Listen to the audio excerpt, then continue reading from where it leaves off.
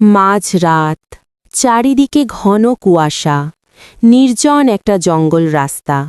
এই রাস্তা দিয়ে খুব কম মানুষই চলাচল করে। হঠাৎ রাস্তার মাঝখানে দাঁড়িয়ে থাকতে দেখা গেল সাদা কাপড় পরা একটা মেয়ে।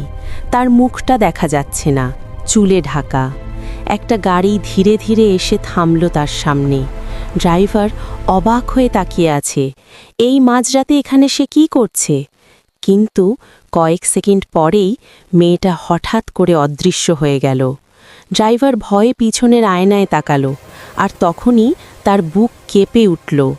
পিছনের সিটে বসে আছে সেই মেয়েটা, নীরবে তার দিকে তাকিয়ে।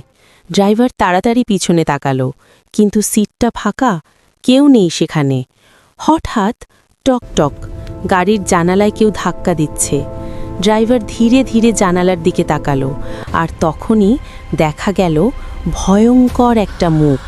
মেয়েটা হঠাৎ চিৎকার করে উঠল, আর তারপর সবকিছু অন্ধকার হয়ে গেল।